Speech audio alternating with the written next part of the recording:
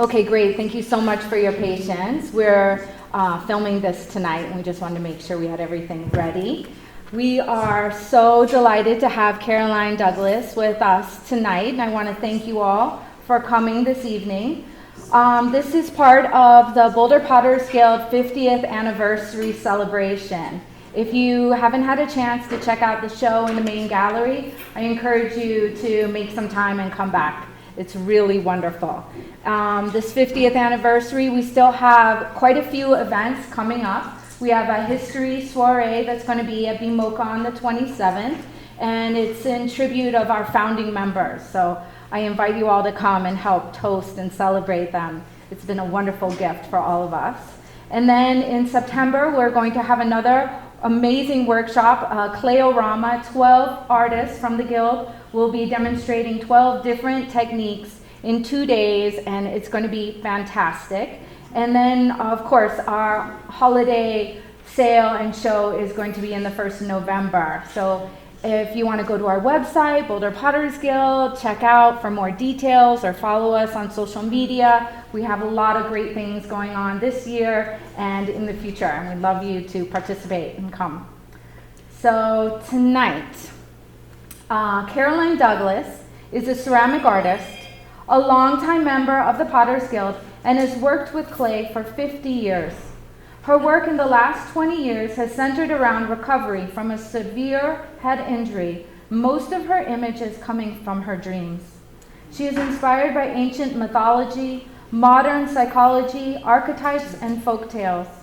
She is intrigued by stories of mythic hero and travels inward, and the quality of spirit found in the art of primitive cultures. She has participated in numerous exhibitions, symposiums, and taught workshops around the world. Her work is included in the National Museum for Women in the Arts, as well as many private collections throughout the U.S. We're so honored to have you here tonight. She'll be...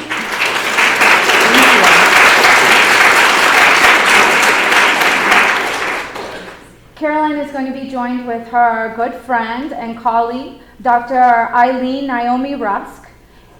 She is trained as a neuroscientist, a neuropsychologist, and a trauma therapist. She is also trained in mythical and spiritual traditions. Dr. Rusk blends her clinical skills with her love of brain health as director of Healthy Brain Program at the Brain and Behavior Clinic in Boulder, Colorado. Her mission is to inspire others to creatively optimize their brain health and their emotional health. Dr. Rusk is the Director of Community Health Education at the Grillo Health Information Center.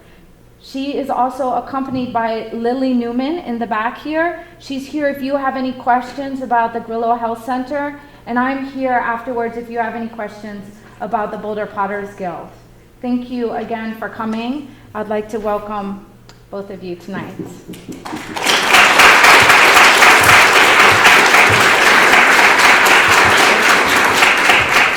we start, can we just take a selfie facing on it? Yeah. Bear with me. We're going to do a little selfie.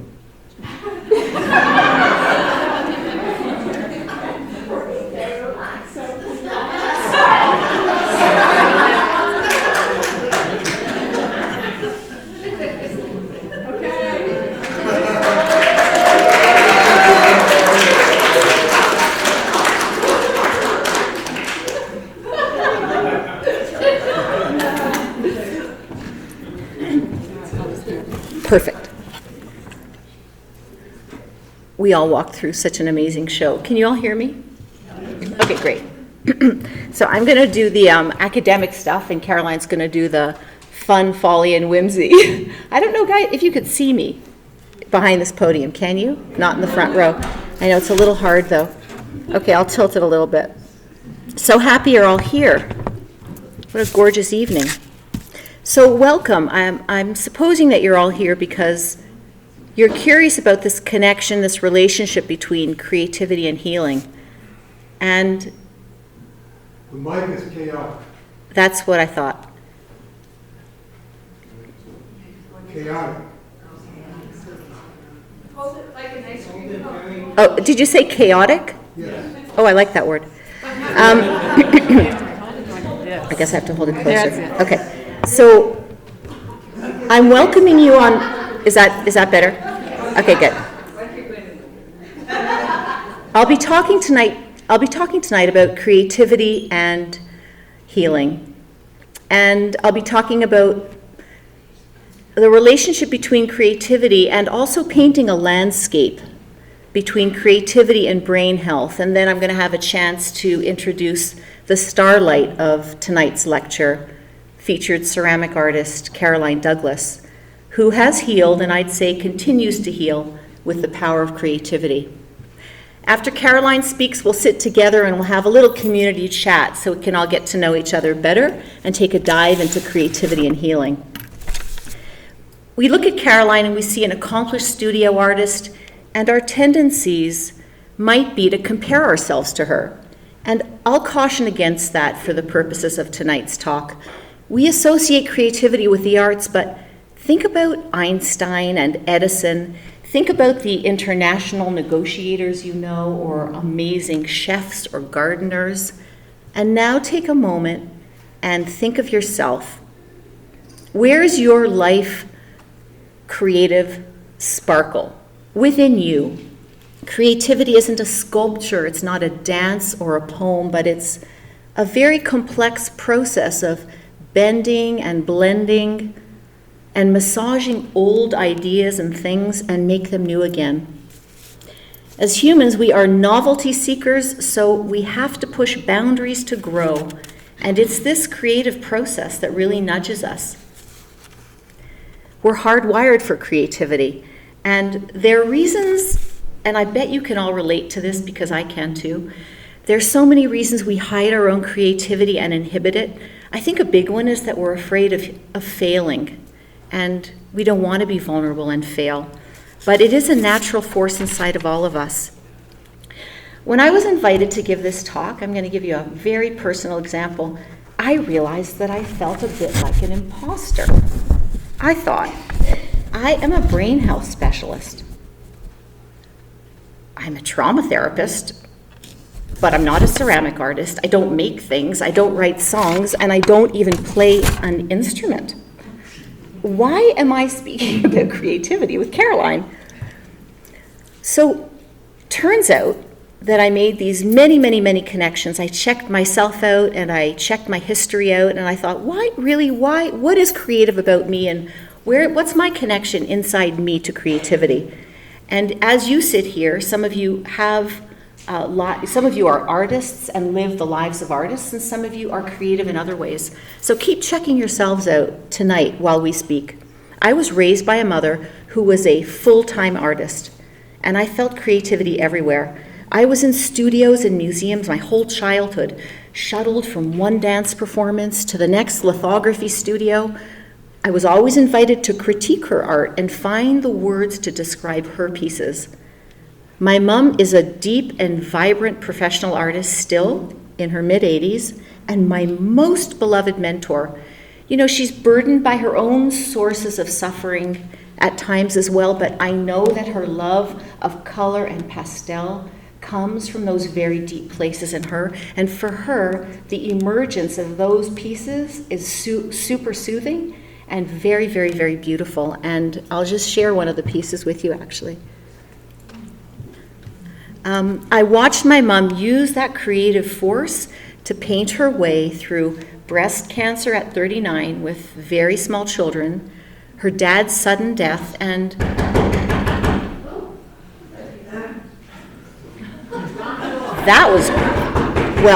that person really wants to come in, so I'm happy about that. Well, there's a bunch of us out there who are like, why are the doors locked? Can't figure that out. well, come on in. I'm going to keep going. Welcome. So this lecture is about healing and creativity. And I've seen patients in my clinic for the last 30 years either collapse after a brain injury or a difficult diagnosis, or grow from it. I've seen people with dementia make the choice to be creative, and even while they're losing their cognitive strength. And I will tell you from what we know about the literature now, that is a very healthy thing to your brain. To seek creativity, to live it, to look for it, to experiment with it. So it's easy to collapse after a trauma or a difficult diagnosis, but it doesn't have to be that way. There is opportunity for growth awaiting, and it is called post-traumatic growth. And Caroline is a perfect example of post-traumatic growth and resilience. About 20 years ago, Caroline was in a cherry picker high off the ground, and the device she was in closed in on itself and crushed her head. And then she fell about 20 feet. She had a severe brain injury. And when I spoke to her about it, she described that her first feeling was an out-of-body experience, which is a very common experience after trauma or near-death experience. Our brains have this built-in mechanism that protects us, that lets us not feel, that allows us to leave ourselves so that we don't feel physical pain or emotional pain. Every thought and worry left her, as she described it, and that feeling lasted. For weeks, she had no worries. The brain was on its own journey of brokenness and self-protection towards healing. The impulse to heal was in there. There was no space or time for details, for thoughts. And it reminded me of Jill. I'm going to need the lights up just a little, though. It reminded me of Jill Bolte Taylor. And she was a neuroanatomist, and she had a very bad stroke. And she also described this feeling of extreme spaciousness, no thoughts, a sense of wonder that just lasted. For months, Caroline, all she could do was self-soothe, touch clay and poke clay. Neuroplasticity was awake, and her brain and body were forming new pathways. As her brain inched its way to recovery, she received messages from the trees, from animals. She had visions as though they were awake dreams. It took her 2 years to sleep through the night. And even then, she'd sleep just enough to have a little dream. But the jewel in that dream was an image, or something that she could then wake up and create. The brain was using its inherent yearning to heal itself. She would dream it, and then she would eventually make it. These anatomically perfect faces, as she described them, would come to her, and then she would make them. And something so poignant was that she described the faces as being, and if you know Caroline's work, you'll know that those faces are so touching because they touch a stillness and a meditative peace in us that we all can resonate with so beautifully. So it was just tapping into a place in her.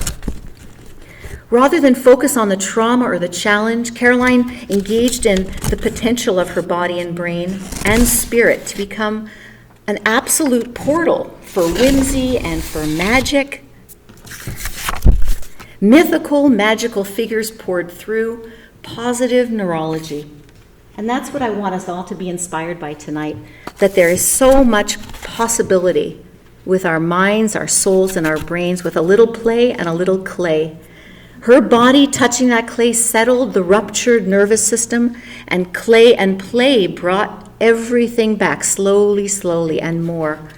But to be clear, we don't have to endure distress and trauma like that to tap into our own creative lights.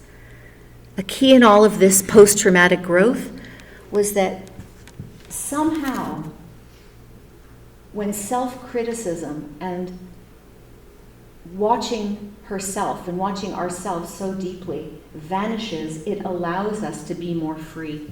It allows us to be more free. and then to create. We know that creativity lives in our bodies and souls, but where does it live in the brain? Neuroscientists used to think that skills and behaviors resided in particular solitary geographic areas in the brain.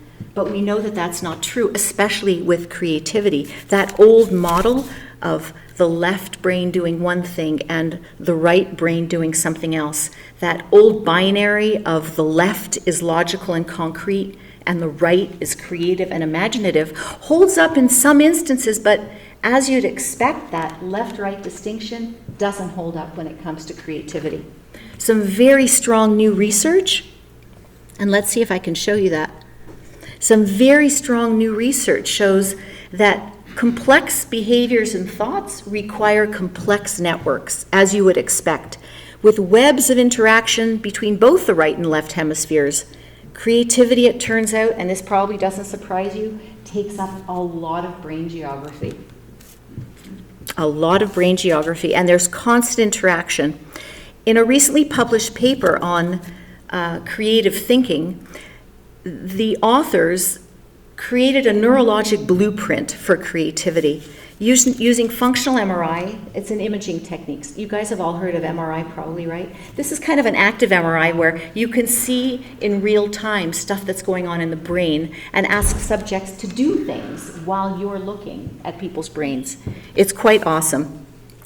But they found that subjects who were most creative had networks that were lit up differently than people who had less creativity in that particular instance. And we can talk about that more in the question and answer period. But they found these dense connections related to 3 different networks. Okay, you ready for this? So this is really, it's called a connectome, and it's really more about how the brain works rather than this distinction of left-right. So isn't that gorgeous? Yes. Yeah, it's so beautiful. And it speaks more to how the brain actually works. Like many highways, always communicating with each other. And creativity lives here somewhere. It lives in the ethers, it lives in our hearts, and it also lives in our brains. So these are the 3 areas in case you're interested. They're like 3 hubs. The 3 hubs are the default mode network. Who's ever heard of that?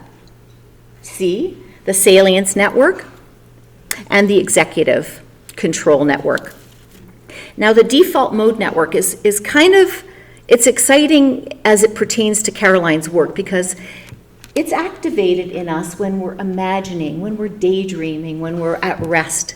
It's what the brain does in an idle state, like your car idle. This is the brain idle, a default mode network. And the executive control network monitors what's going on emotionally. It manages the emotional parts, not to have too much overreactivity or underreactivity. And it oversees decisions and helps with focus. The salience network, the 3rd one, so I'm going to just give you a little representation of what those look like. I'm sorry it's so bad, but you get a sense, right? The default mode network is lit up on the top, the salience network is in the middle, and then the executive network is down below.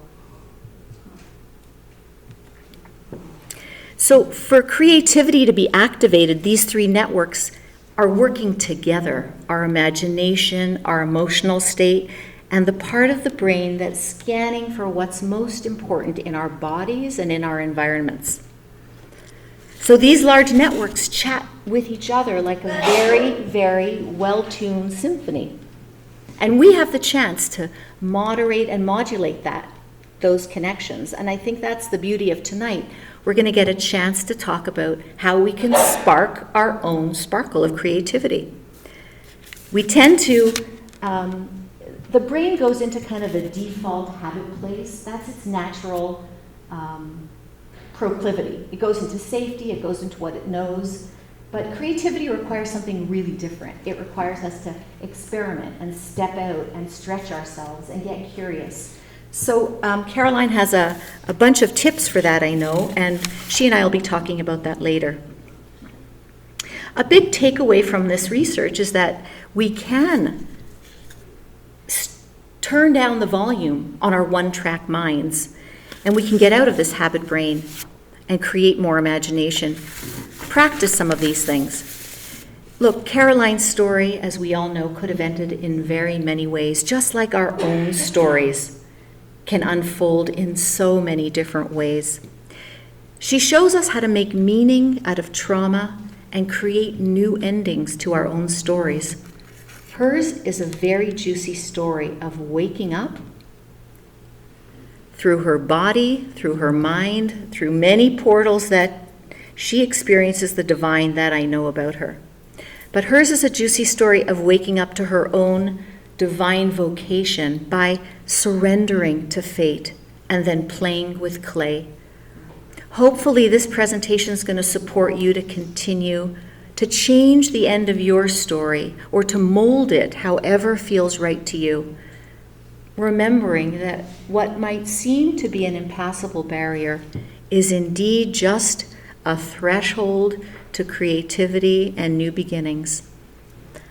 Let Caroline Douglas take you on a journey of play and clay now. I'd like to introduce her and thank you very much.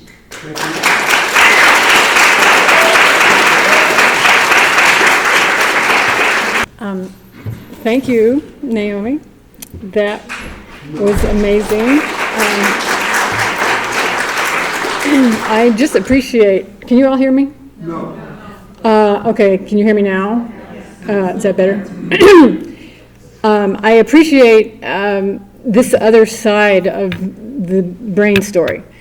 And I couldn't hear very much of it, and I'm not sure that I understood a lot of it, but I'm going to jump into my experience. This is what I know. So,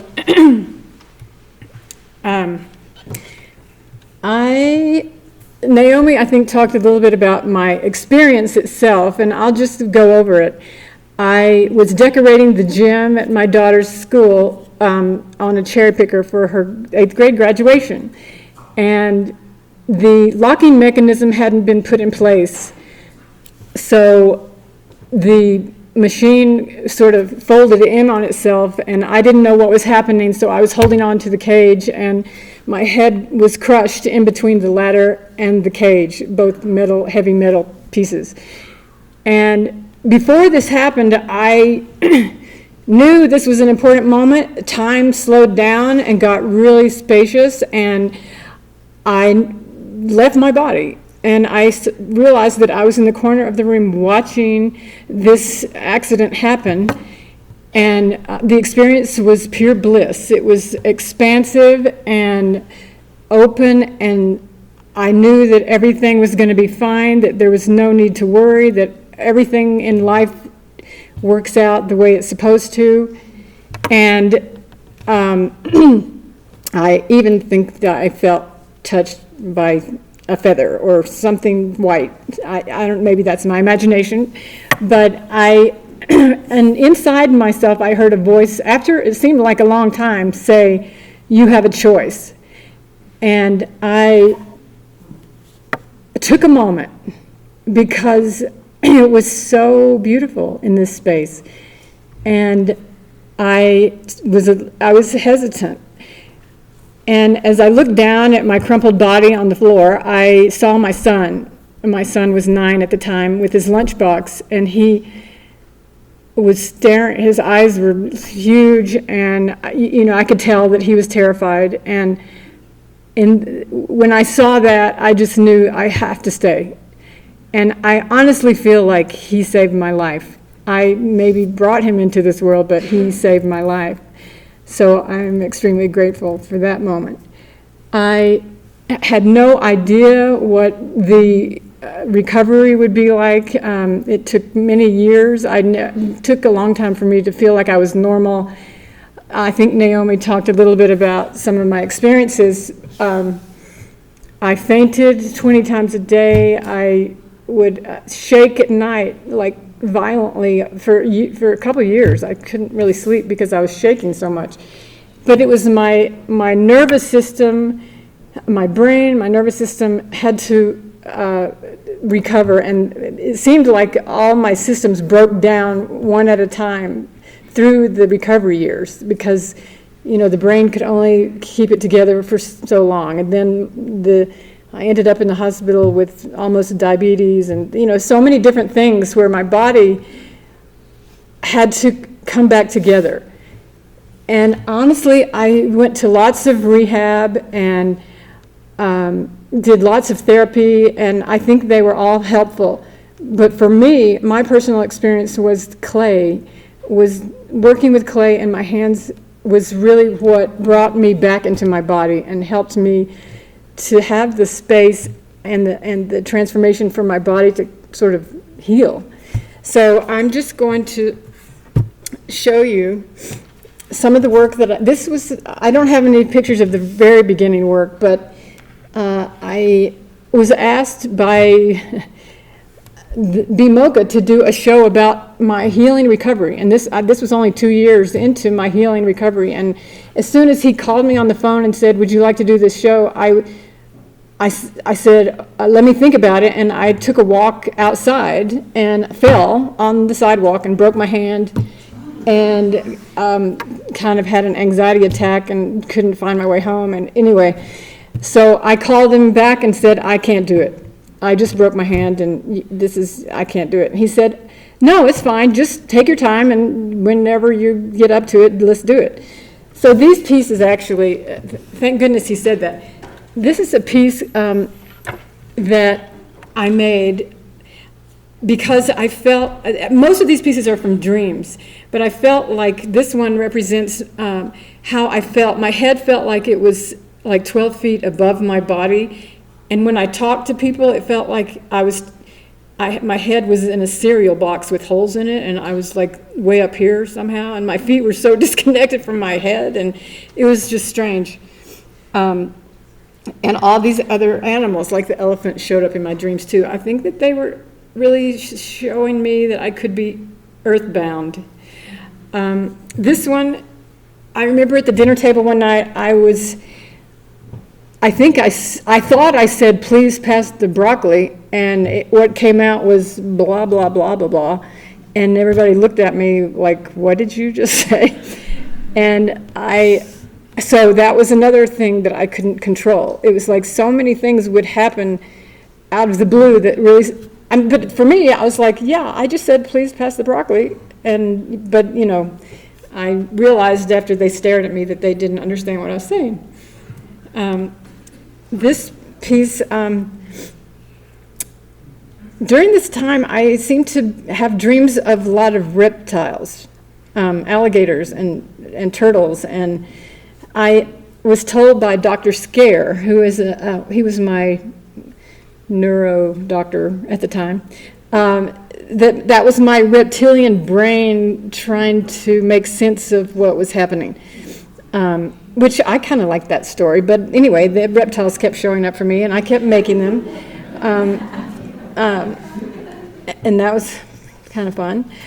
So this was a piece sort of about when I walked around the block and fell and broke my hand, and so I think that the work that I was doing at that time, this was about, my skin felt like it was always crawling with bugs or something. It was like like scratching your fingernails on a blackboard. It's the way my skin felt. And this one is just longing to be normal or to feel like myself again. My pieces of art that I made during this recovery time, I feel not only healed me by being an image that healed me, because like when I made this piece, I felt like I became her. Even though like I had horrible migraines and I was seeing double and I was walking sideways and had tunnel vision a lot of the time, my hands would just take over and make these things. In my brain, I didn't think about it intellectually. It was like I had an image and it just came through. And I think that when with this piece, when I made it, I lost all sense of migraines or tunnel vision. I was purely there in concentration, and I know all of you who are artists or painters or clay people or creative in any way know this feeling of being so focused in the zone that your body, even if it's suffering, you can rise above it or ignore it maybe. I'm not sure what was happening, but it just made me feel so satisfied. And during that time, I would have to actually on these pieces, I would work like 30 minutes at a time and then have to take a 3-hour nap. The brain needs a lot of sleep. And I had to have a lot of quiet. I remember one time I went to the grocery store for the first time in a couple of years or whatever, and I had forgotten my grocery list, and I came home and showed Bill, look, I lost my list, but at least I got 3 different kinds of mayonnaise. Was that okay? So it was so many things like that. Actually, this piece was about that grocery store visit, because when I was at the grocery store, some people came up to me and said, "Oh, hi, how are you? I haven't seen you in a while," and I fainted. I didn't have the brain power to try to remember what my grocery list was, talk to somebody who's talking to me, and have all this noise from the grocery store. It's like my filters were so raw and so thin that I had to say, I can't go to the grocery store for a while, or please don't talk to me. Or when the phone would call, when it would ring, I would answer it, I would try to answer it, and then if they said more than 2 words, I would go glassy-eyed and I couldn't hear what they were saying. Or I would faint. I did a lot of fainting. I learned how to faint. If you're gonna faint, if you just need to let your knees go down.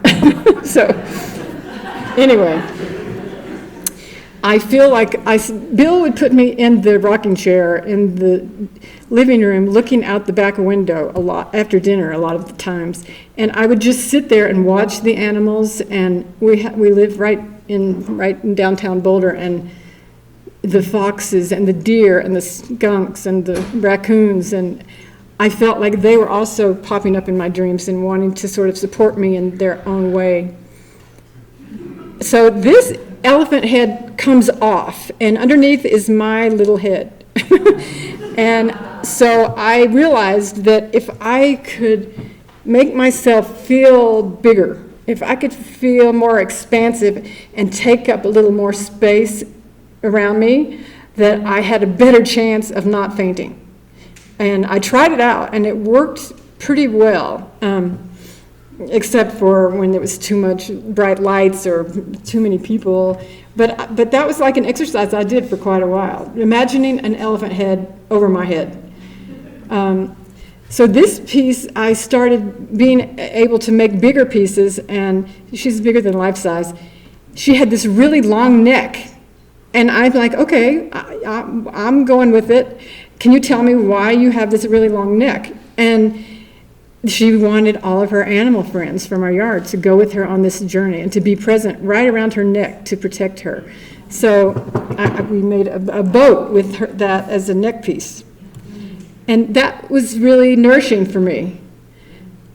This piece, I felt like I needed armor. I felt so raw and vulnerable for so long, and I kept wondering, how am I going to be in the world? Not only was I raw in my physical body, but when I would be sitting in a rocking chair, looking out the window, many, many nights, I would find myself sitting in a circle with dead people, people who had died, like my teachers or my aunt or my yoga teacher or whatever, and they would be telling me jokes, or they would be telling me how to heal myself, or just sitting with me and creating a beautiful space. I honestly feel like I had one foot in this world and one foot in that world. And I think that the dreams of these pieces came from that, being so open. And I think that probably happens for a lot of people who have head injuries, because I've heard it from them that they sort of tap into some other space and time.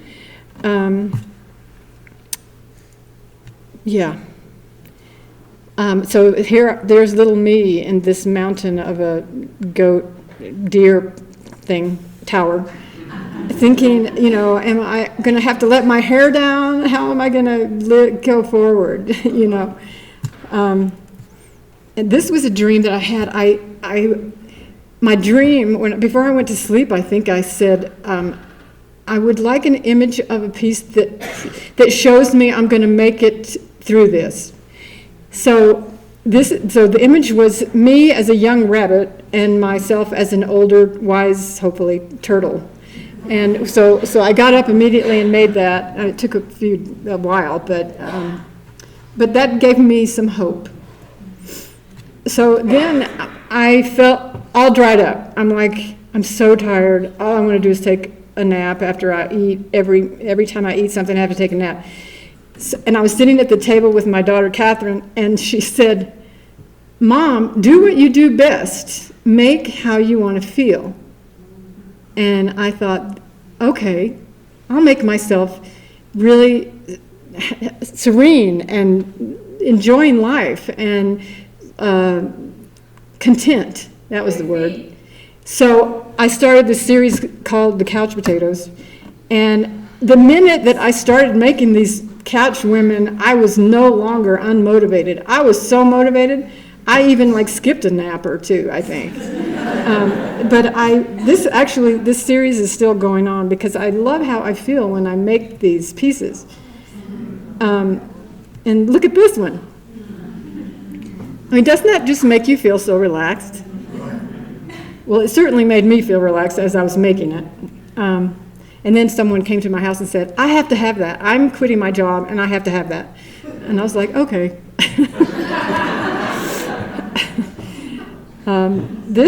This is like my two protector dog loyal friends that were sort of guarding me while I was doing my couch sitting. And this is me and Bill on a Saturday night enjoying ourselves. I hope you don't mind me saying that, Bill.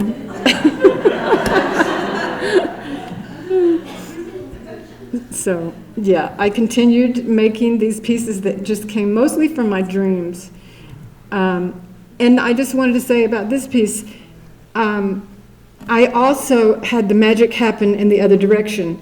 If I felt really sad or tired or depressed, and if I made something that had that feeling, it went out of me. The feeling went into the piece. And as I finished that piece, like this one is kind of melancholic and a little bit sad, beautiful, I think, but it has this deep feeling. And as I made this, it went out. I think that's just kind of magical. It's like working with clay. Clay is such a tactile thing. It's earth, it's dirt, and it helped me to come into my body, and it really gave me a material that would move as I moved. And I felt like after I made the piece, I felt so changed and moved myself. So I felt like it was just, and I know you people who work with clay appreciate that about clay. It's just really an earth form, which I appreciate. So that was a dream after I'd seen the Dalai Lama. So, this must have been a good day. I was having fun that day. This is, I don't know if you can tell, but it's a rabbit inside the little window. And this is, I wanted to be the rabbit and the turtle, so here we are, traveling along after the race. And then I just got into a series of doing these pull toys. I was so fascinated by the old-fashioned pull toys, so I started having dreams, and okay, I'm going to make these. And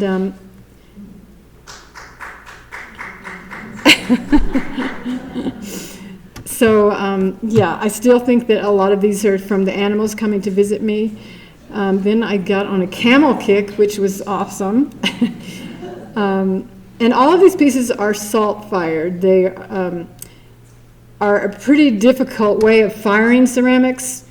You never really know what you're going to get, and you have to sort of let go of the final product. Often I'll unload a kiln even now and be a little bit stunned, or have to look at them after I get home for a few days because it's not what I expected.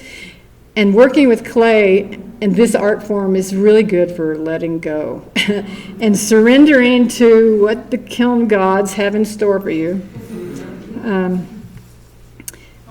So, this was like, I think must have had I felt alone and in the middle of the ocean with my camel friend playing chess. And as I made it, I just got sort of released that feeling. It was like these images poured through me, and as I made them, it was like I felt better and better and stronger, and they just nourished me on a level that I'm not sure how to explain. And then it started to become like I could trust that, and that I was watching the world pass by from this bigger perspective that all is well. Even if I'm in the hospital having some whatever problem, there's still a lot of light in the world, and there's still a lot of positive things that I am grateful for. Okay, so now, I have a friend in the audience who brought me like a case of persimmons, and I'd never eaten any before in my life, and I loved them, and I would let them get really ripe and juicy, and then eat like 4 or 5 a day. And my brother kept asking me, why are you fainting, and why are you not saying anything, and why do you look so glazed over? And I'm like, oh, I'm fine. And Thanksgiving dinner came around, and I didn't say one word at Thanksgiving dinner, and I don't even think I lifted my fork or plate or anything, and Andy, my brother, said, you have to go to the hospital. So they took me to the hospital and gave me an MRI and a CAT scan, and all my brain injury symptoms were like in full force. I was fainting, I couldn't talk, I was dizzy, I had headache. So the doctor, he called me that night and said, your brain looks okay, so I don't know what your problem is. And I said, okay, let's have a persimmon. You know, I was like so out of it. And when I saw persimmons in the store, even the color of them made me drool. Isn't that weird? I just got so attached and attracted to them. Anyway, my friend Peggy Markell, some of you know her, she is a foodie, I guess. And she saw all the persimmons on my windowsill and said, stop eating those. They lower blood pressure. They use it as medicine in Japan. So my blood pressure was just bottoming out. So I said, okay, I will try to give them up. So, and I still felt like I was drooling every time I saw them. So I decided I'm not done with persimmons. So I have to make an army of persimmon women before I can let this go. Thank you, Pat, for all the inspiration. But after I made about 8 of them, I was bored and I moved on. So, yeah, this was from a dream. Oh, then I had a dream that I was being floated by divinity. I was on top, being floated by a fox that was padding through the forest, and then it turned into a tiger, and then it turned into a seal. And I woke up and I was like, oh my gosh, how can I make clay float? This is not really working, this one, but she looks kind of dead. But I'm driven by the imagery that comes to me. I'm driven by this creative urge to make something. I'm driven to feel what it feels like to be floated by divinity again, if I can, because it was so magical. I felt so blissful and content after that dream. I'm still actually working on that series too. And then there were lots of carts. There were animals that pulling carts that came along. And you can see this meditator has all of her thoughts surrounding her on her little cart. This was a very large piece. It's straight from a dream. This one was more of a waking dream because I had the cage and I had the goat, and then I made these little centaurs that were in a playground. So it became not only just the dreams when I was sleeping, but I started really trusting that if I just get my hands in clay, this is gonna happen. It's gonna happen this way also, and that actually is now one of my favorite ways to work. Peg leg the zebra wouldn't fit in the kiln, so he broke his leg, and now he has a wooden leg. But he did fit in the kiln eventually. And then one of my students asked me to show her how to make porcelain teeth. So I made this bigger than life-size person just so I could show her how to make porcelain teeth. Porcelain what? Teeth, Teeth. like teeth, Teeth. T-E-E-T-H. yeah. So these are pieces that I actually had here at the library in a show with Frank Sampson, who does the paintings in the background. He's a dear friend. I love collaborating in that way with other artists and showing together. Now this was, I don't know if any of you saw this, but it was, I was so inspired. By this time in my recovery, I went with my friend Peggy Markel. She invited me to one of her special birthdays to go to Morocco. And we were very nervous that I would faint or I would not be able to eat anything, but I did really well. And I saw goats in argon trees, which was so amazing. They were all climbed up in the trees, sitting there eating the nuts, and that also continued. It came back with me in my dreams, and I thought, wow, that is such a magical image. I really want to do that at the library. And Greg Ravenwood, most of you know him, he said, Caroline, you've got 20 minutes to finish up, because he had already put the goats on the wall. And so I said, well, I'm not going to really bring in a real tree here. So he gave me a marker and said, go for it. So that was a fun project. That was one of the goats. This was a piece that was inspired by my teaching in Mexico. I've taught for years in a place in Puerto Vallarta, which is so magical. They have festivals every minute, it seems like, celebrating something about life, which is so made me come alive. And I want to ask you, when you see these images, what in your life makes you come alive? I want you to think about that. What do you really love? And can you do more of that? Can you pick one thing and do it every day for 5 days and see how that feels? I feel like that's what my work is doing for me. It makes me come alive. This is me working on a big piece. And there she is finished. Actually, it was so cool to see this piece out there. And I came into the library one day, and there was a little girl about 3 years old who was sitting on the floor next to this, in this same posture, just sitting there with her hands out. It was so sweet. I couldn't find that photo, but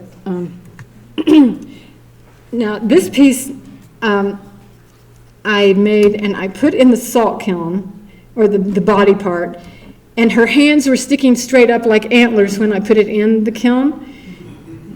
And when I opened the kiln, her hands came down like this, like they were embracing the moon or the sun or something.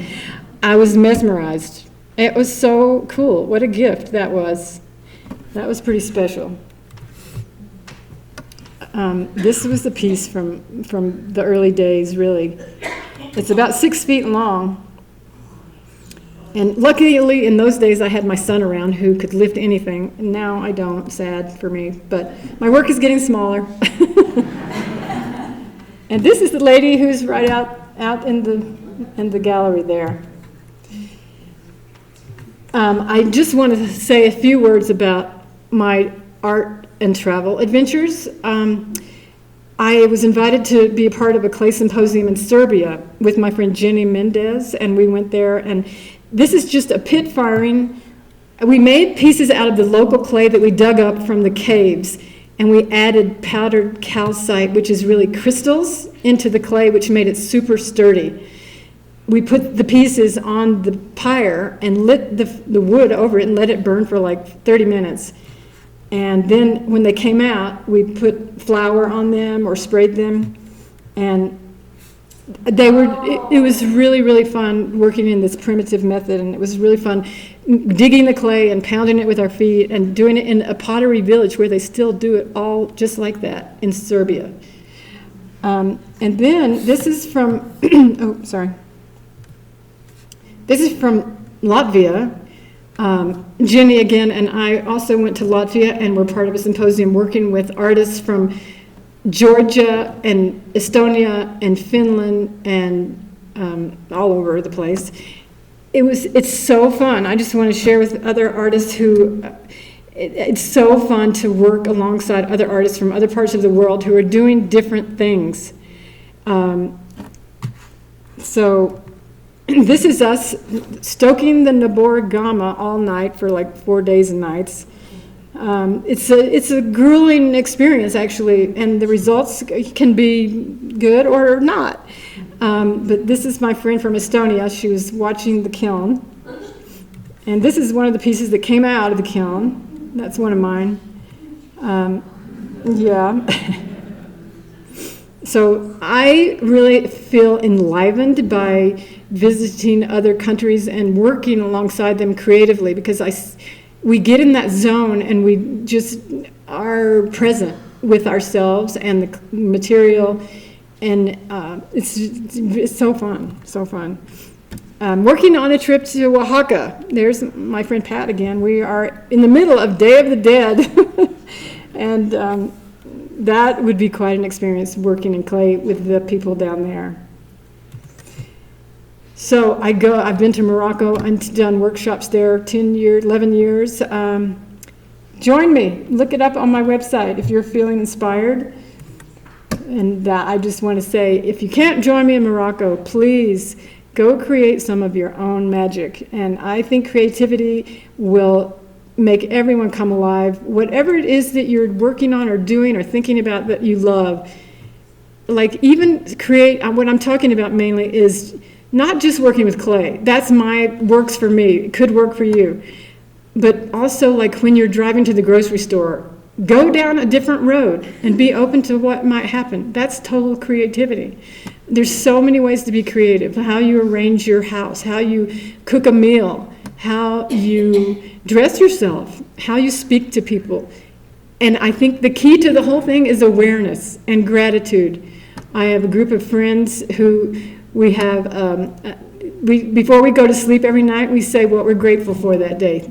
And it's been so expanding, and it puts me in the place of appreciation. It helps me realize that I can find something positive in a day and not really indulge myself in what was difficult. There's going to be all of the above, but it just helps me go to sleep a little more content. So I encourage you to maybe do the same. Thank you for listening.